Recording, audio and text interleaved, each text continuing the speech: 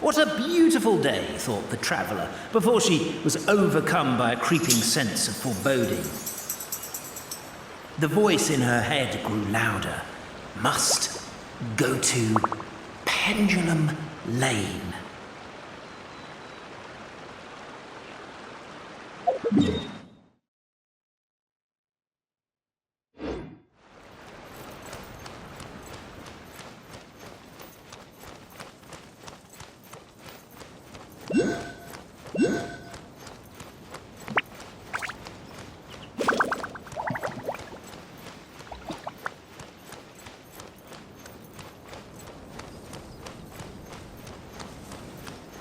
Pendulum Lane is just up ahead. Something must have happened here after all. Everyone's crowded around.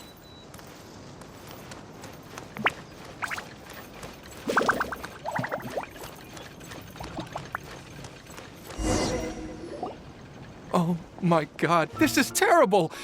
I don't understand. The three great clans of Constellation Metropole have finally made peace with each other. Who could have done this? What happened? Oh no, someone's lying on the ground! Cappe! How did this happen? Cappe, you idiot! Wake up! You need to revise your last words or everyone's gonna start suspecting me! Last words? What did he say?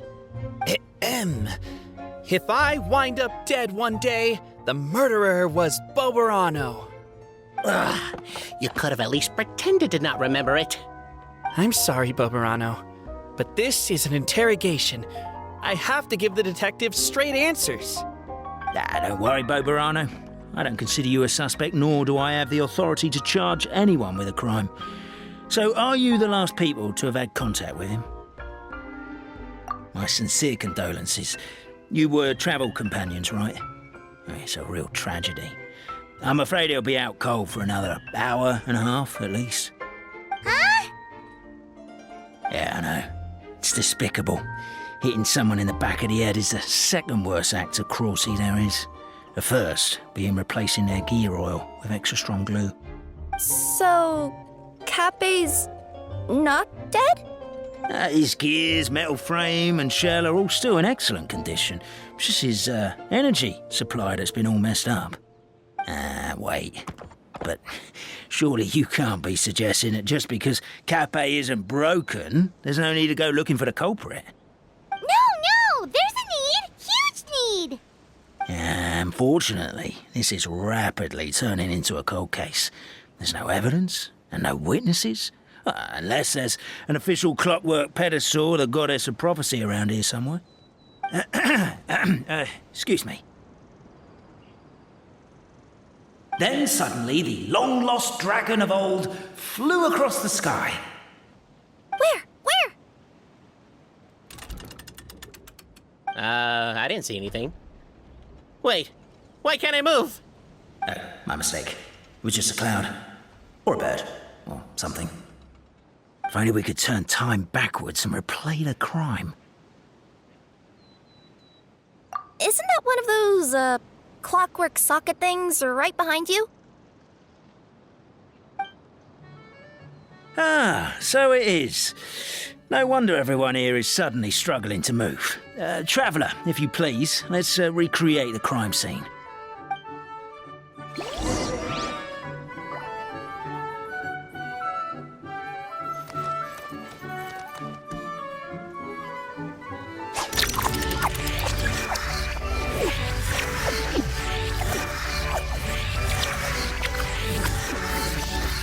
The crime scene's too chaotic. I can't make heads or tails of it.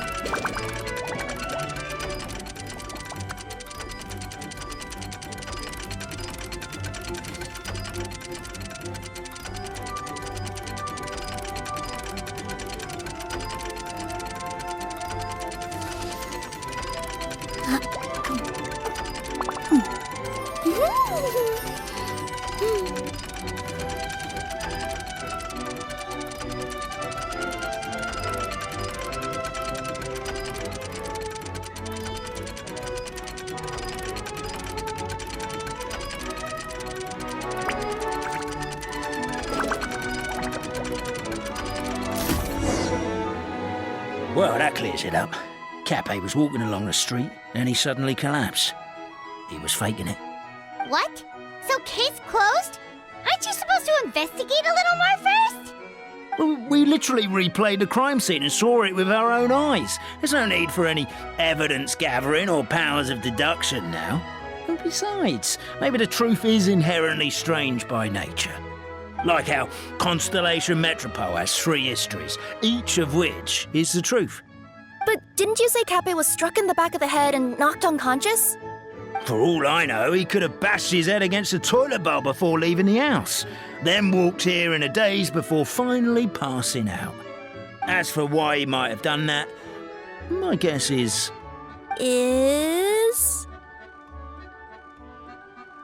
With the Supreme Clan question left unanswered and the tension in Constellation Metropole suddenly wiped away, he was looking to create a new source of conflict. Only then would the city feel alive again. Do we really think he's capable of that, though? Sounds like a pretty complicated conspiracy for the average Simulanka resident. Traveler, something about the crime scene isn't sitting right with me. It just seems unnatural. Also, anything outside of the immediate area won't have appeared in the replay. Is it possible that something was missing from the scene? Why don't we search the area? Wait, what are you doing? Oh, we're gonna head to Cape's house to check the toilet bowl for signs of an impact.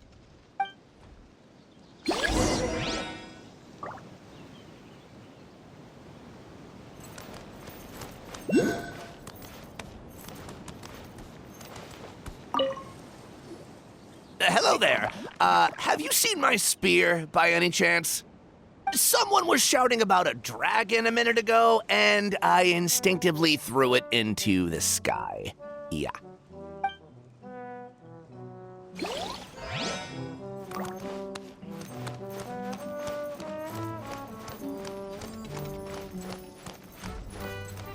There's a spear here. It looks so mysterious. Let's take it.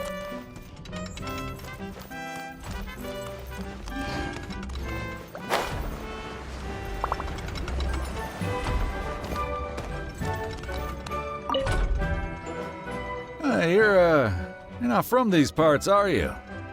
Just visiting? Yep, that's right. Why? What's up? Well, I was gonna offer you a great job in the Titanium mines. A safe and secure working environment. Doesn't sound very safe. At least not as safe as being a courier. To keep the titanium ore intact, we use specially designed pickaxes that can't cut through it. Even if you struck a person with it, it wouldn't so much as leave a scratch. And in terms of labor intensity, the work has been rated as Class 2 physical labor by a reputable organization. Even cats can do it. I'm not. Never mind. I give up. Welcome to Paimon's world. Mind you, I don't know what happened today, but somehow a pickaxe has gone missing. Maybe one of the giant guards broke it down, so someone took it to perform a rapid resuscitation procedure. Sounds pretty brutal for a first aid technique. Still, a missing pickaxe. Huh. Is it just me, Traveler, or does it seem kinda suspicious?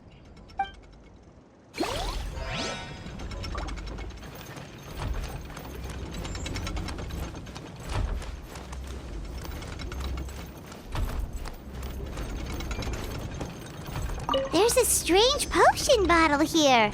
Looks so weird. Let's take it.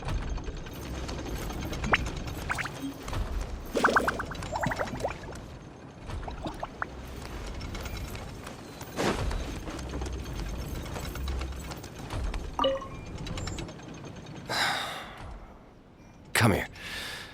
Whatever it is you were looking to buy, please do come back tomorrow. It's just, I have to close early today. A bottle of growth serum has gone missing.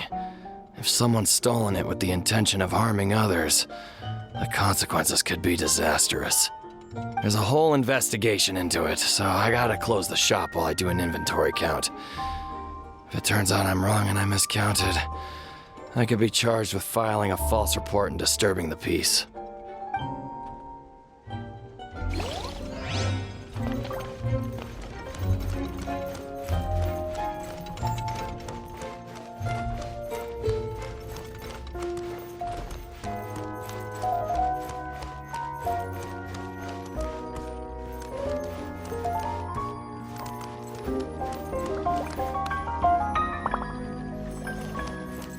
A pickaxe? What is it doing all the way down here? There's gotta be a story behind it. Let's take it.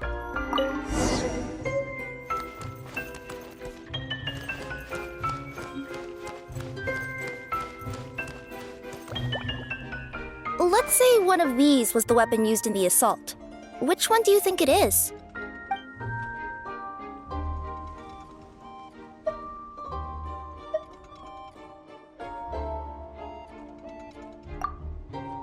If it was the pickaxe, Cappe sure is lucky it's not still lodged in his head. Actually, you're wrong there, Paimon. The foreman at the mine was just saying, this kind of pickaxe is designed not to damage titanium, so it couldn't cause any superficial damage to residents here. But you could probably knock someone out if you hit them hard enough, and it wouldn't leave a scratch. Let's take this back to the crime scene and replay it one more time. Ah, you're back. How was the toilet at Cappe's house? Toilet? What about it? Oh, yeah, forget that. What's this about? What are you trying to say? We thought the way Cappe fell looked odd, so we searched the area for suspicious items and found this. It could have been deliberately placed out of range of the crime scene so it wouldn't show up when we replayed it. Now we've retrieved it, we were gonna replay it again. You don't mind, do you? Oh, I just remembered I forgot to turn off the clockwork switch in my kitchen. Yeah, I think I'll just, Oh, no, you stay right there.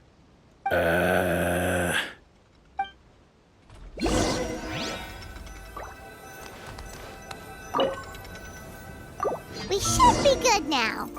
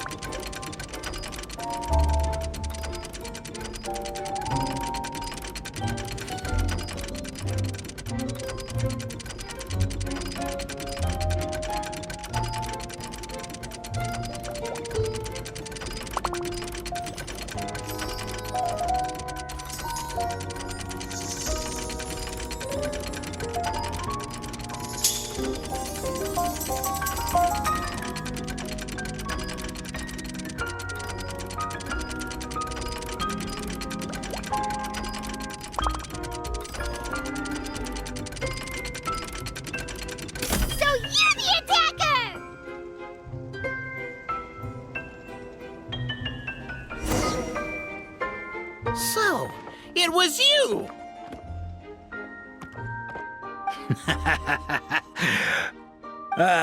I would congratulate you for cracking the case, but since I did such an abysmal job of covering my tracks, didn't exactly have your work cut out for you. So, all I can say is... Catch me if you can!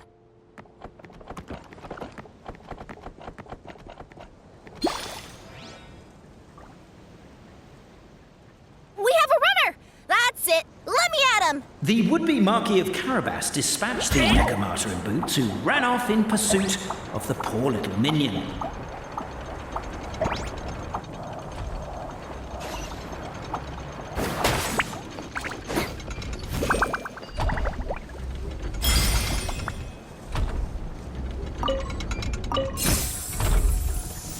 The minion's poor little lower back was protesting painfully against the intense physical activity.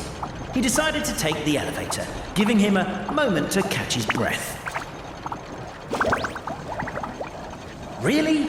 His lower back asked. But the minion had no other choice. He resolved to make the jump down.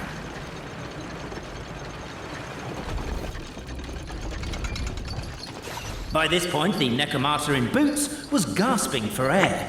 The minion was huffing and puffing, even more loudly. But we'll ignore that. I'm not! Don't underestimate the gold-level courier of the Komanian Express!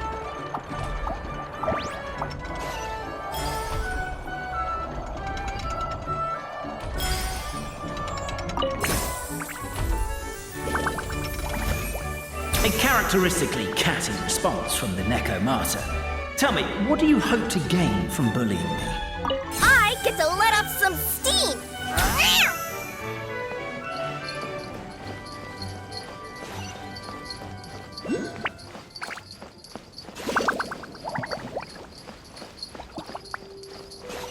Ha-ha! You fell into my trap. In fact, all the glue in this world is created by me, using my narrator powers. I make it and the residents just gather what they need.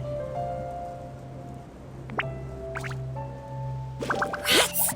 Oh, I'm so jealous of you guys right now. You can just jump out of your shoes and keep running, but... Wait, I'm wearing boots this time. Yes! The unnamed minion made a last-ditch escape attempt. He began his long climb, up the wall, the tall wall. He began his long climb up the tall wall. You call that a tall wall? In urgent Neko parcel mode, I'll scale it in no time. I'm beat. I surrender.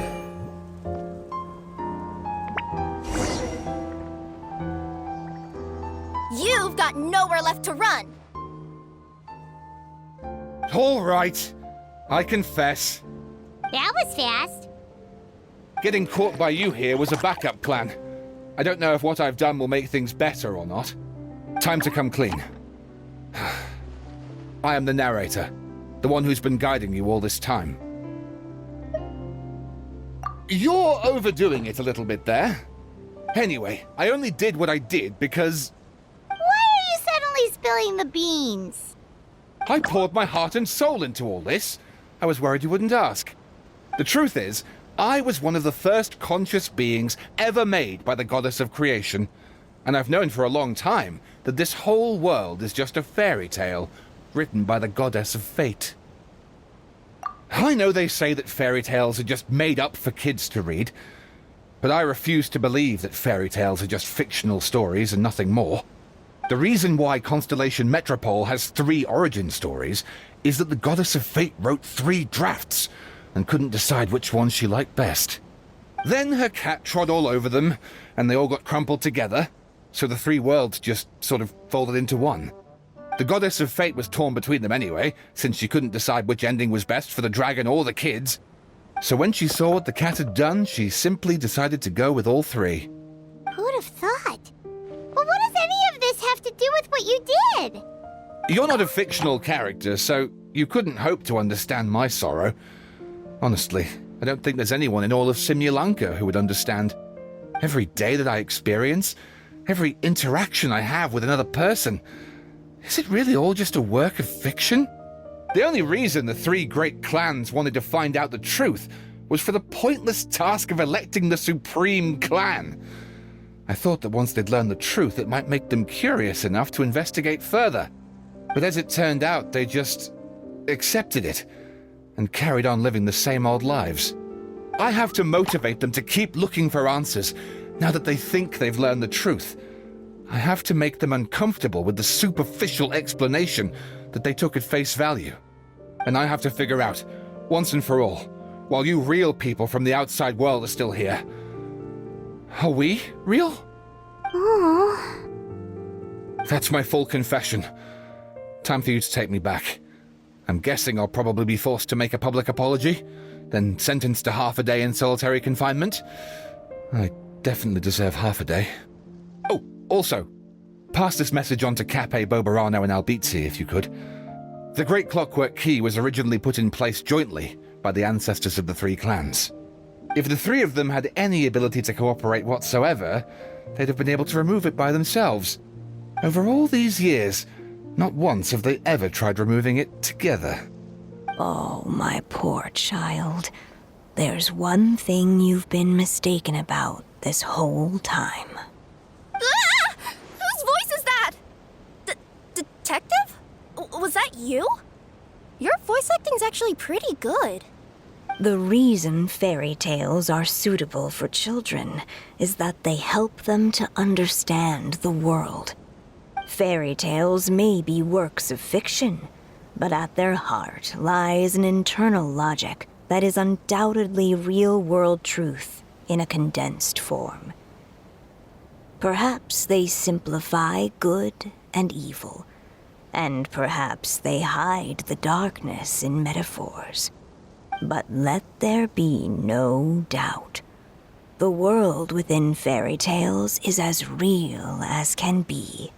And by extension, you and your compatriots are also real. Goddess! Is it really you? The line that separates footnotes from narrative can never be crossed. Never the two shall meet. This is why you have never heard my voice before. But now you wish to break free from the story, and there's a cat nearby, so you can hear my echo. Necromora! Just your echo?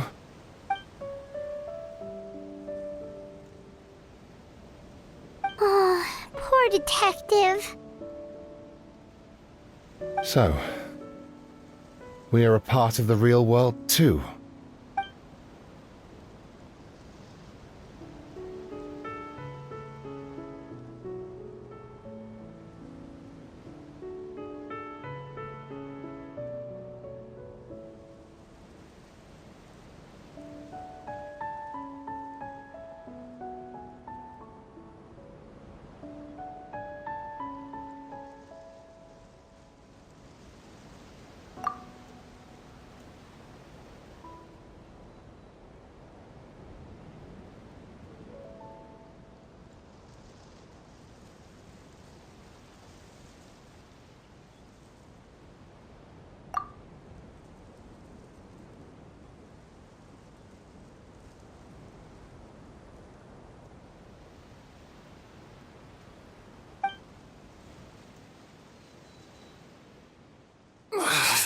My head's spinning.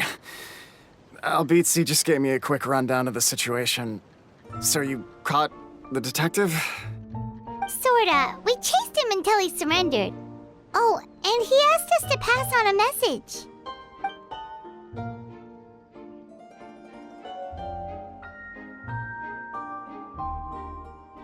Does he really think we didn't try that? 'Cause we did, after 6 months in that place. That was my bad. I thought it was a stupid idea at the time, so I didn't really exert myself. I also sort of stopped trying after 3 years. You... Never mind. I'm partly to blame as well. On the second attempt, I just hugged the key and pretended like I was pulling as hard as I could. You guys are so lazy. My granny's neighbor's pet cat has nothing on you, and it spends all day, every day sunbathing. Anyway, you said you heard the voice of the goddess of fate at the end? That's amazing. There is a world beyond our own after all. What would you guys say to taking a trip to the outside world sometime? Otherwise, I got bashed in the back of the head for nothing. Depends. Do either of you know how to get there? But yes, I agree we should go. And not invite the detective, just to annoy him.